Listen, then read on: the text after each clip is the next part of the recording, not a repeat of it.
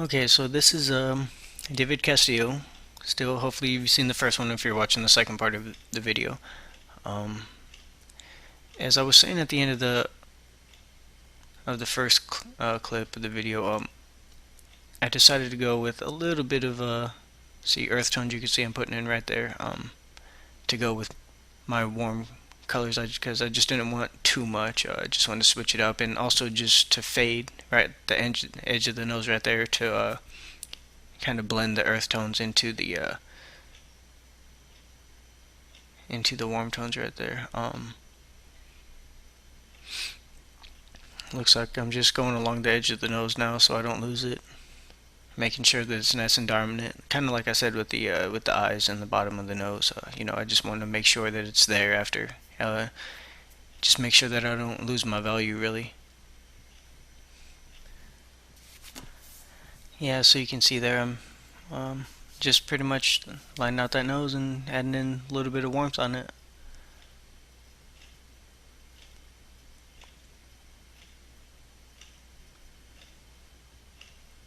Now I'm going to be going into the cheek now. Um, you can see I'm going to start off really dark, and then I'm going to just fade it out a little bit slowly.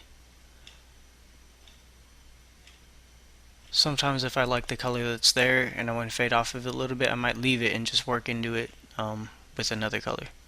If I feel like I want to change it more dominantly, I'll just wipe it off so I'm not even dealing with it. Just shaping out this cheek. Like I said, sometimes I'll just kind of layer just to make sure that saturated and consistent and smooth. So sometimes I'll put in that lighter color just to work back over it with the darker color, just to make sure that it's smoother, you know, maybe sometimes vice versa.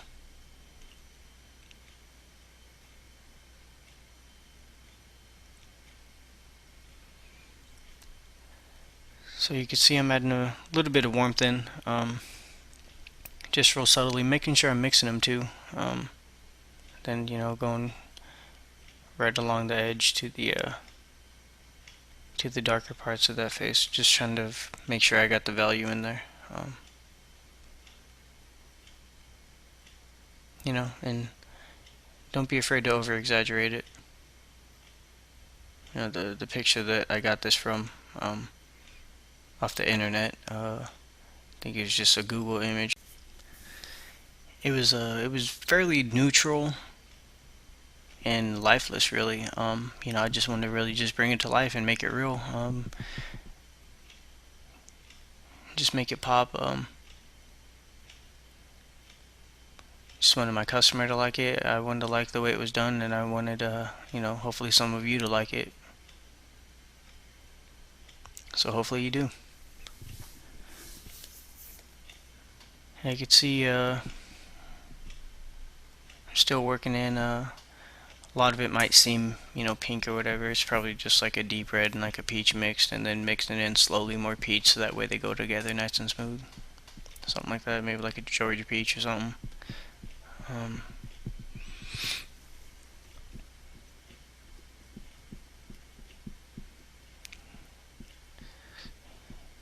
yeah, some people, they really don't like rotaries or whatever.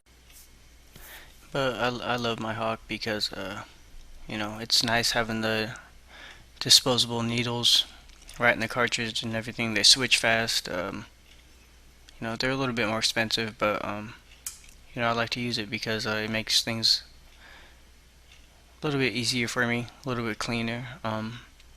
You get that nice bright color without really having to use a actual disposable tube, because I'm sure how many people that are watching this know they could be kind of a pain. And I don't like them personally. I know lots of great artists use them. I just prefer not to use them. But this Hawk, for me, it works really well. So, if you get a chance to use one and you like it, then I'd say pick it up. It's pretty awesome. I really like my Stigma as well. I just like the consistency of rotary. You see right there was a pretty big gap. I really didn't feel like there was anything special about that. You can see I have some more earth tones on the right side of the face. Obviously, probably just some flesh tone, um, some flesh pot maybe, kind of mixed in the center, um, with maybe some peach just to kind of mix all the tones together and make sure it's nice and smooth. And then the hair is just pretty much same thing as what I was doing on the beard. I just have like a rusty brown or something, and like the army green, something along those lines. And just going through it, following the pattern. Pretty basic stuff right there. Not nearly as complicated, obviously, as blending flesh tones smoothly but still holding value. Obviously, that's a bit more complicated than following a pattern of hair.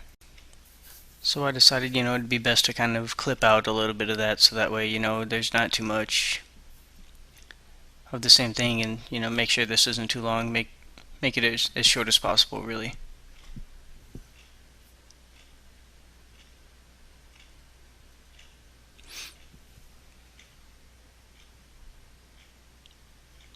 You can see, like, if you notice like I'm missing anything, I'll get to it at the end. I'm just trying to kind of move along here. Pretty sure by this time customer is already a little bit sore. We want to kind of move through. I think we're spraying a little bit of Bactine, maybe applying a little bit of lidocaine to the surface of the skin, just to kind of make sure that he's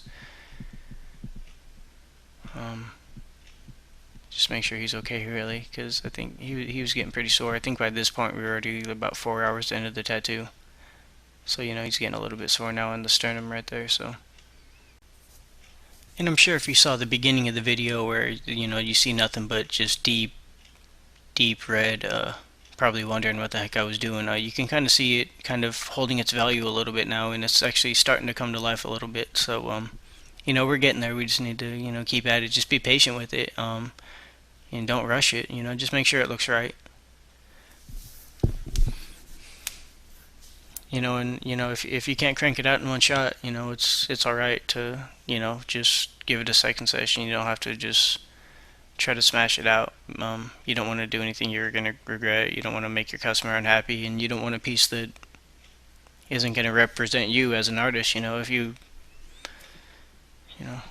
I'm sure I don't have to explain this to any of you, actually. So just make it look good. Take your time. That's what counts. And all the while I'm doing this tattoo, I'm just wondering how I'm gonna make a unique color that's going to look different. I don't want it to look like everything else. I want it to look like like something impressive. Hopefully I accomplish that goal. Hopefully all you watching this video appreciate it and like it. Hopefully it inspires you a little bit, possibly even helps you, seeing it step by step maybe.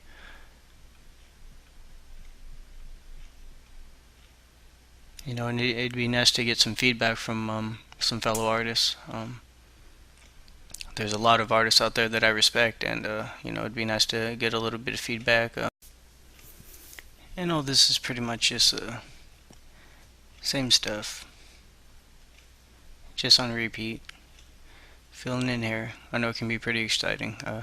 Always try your best not to rush it if possible. I mean, obviously it doesn't have to be perfect, because it's still your own art piece, and your customer's piece. So yeah, we're just trying to finish this up. Like I said before, he's getting tired. I'm still not rushing it. Just trying to give him a little bit of breaks for some Bactine and lidocaine. Still trying to make sure it looks good.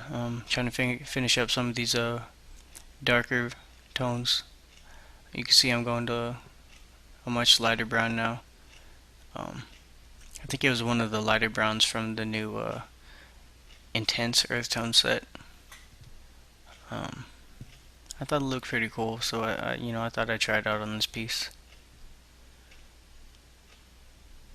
I thought it would match the green tones really well without me having to mix that any green into it.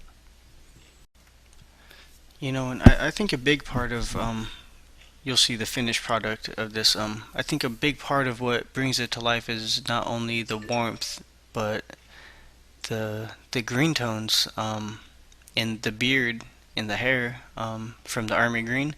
I think it brings a real nice depth to it without it being too dark. I think it's a real lively kind of look to it that I was just extremely happy with. So if you could ever try it on something, maybe try it with colored pencil first, and then maybe some Prismacolors, and just see how it goes.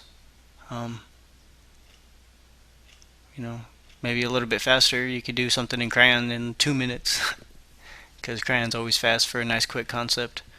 A little bit faster than Prismacolors. Prismacolors, it takes a little bit longer. You have to press a little bit harder. Crayons, you could just mess around real quick. But if you feel crayons are below you, go ahead and use Prismacolors. I completely understand. Some people don't like to use them out of just principle. I personally think they're kind of fast and fun sometimes, just to kind of mess around with. Um, but maybe you don't have kids and you don't like messing around with them. So um, I'm just going through here, texturing a little bit, getting the flow of the hair correct. Just throwing in some of that medium brown.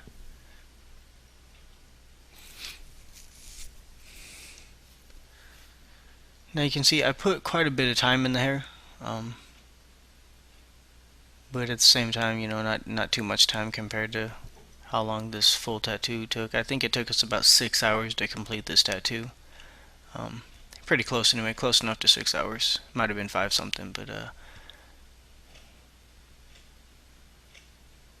it definitely takes time. You just have to be patient with it. Just keep at it. Don't give up. Once you make a decision on something, don't switch it up. Otherwise, it's not going to match. Just go with it.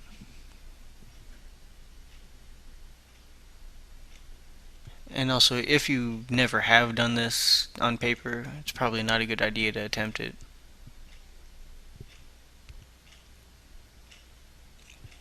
I'd always recommend mastering or attempting to, or getting as close to on paper before you start a tattoo. At least begin to understand what you're doing and why you're putting each color where. You don't understand the why, then there's really no point in attempting it. It probably won't come out right. So just try to understand what you're doing first, and don't give up. Just be patient. Okay, you can see now I'm putting in some white. Most people probably wouldn't do the white in the eyes as solid as I did, but like I said before, I wanted them to really hold their value and be bright. You see in the lip as well, it's really hard to see the detail of the texture of the lip, and some of it I'm putting in pretty loose, like the nose is just real loose. I'm not packing the white in over that, I'm just kind of lightening up a little bit. And then now I'm just doing final touch-ups with this and that, whatever I needed to mix white into, because I tried to keep my white clean so I could use most of the solid white fresh, clean, without being muddy. You could pour a new cap if you want. I just decided to save it for the end. I think the only thing I really dipped into white this entire time was some of the flesh tone, just to kind of lighten it up on some of the lighter areas before I actually went into the white. And, just adding a little bit here and there in the hair, just to kind of add a little bit of extra value. And you see it's about to come to its conclusion. Getting pretty close here, starting to wipe it up, and you'll see the finished product.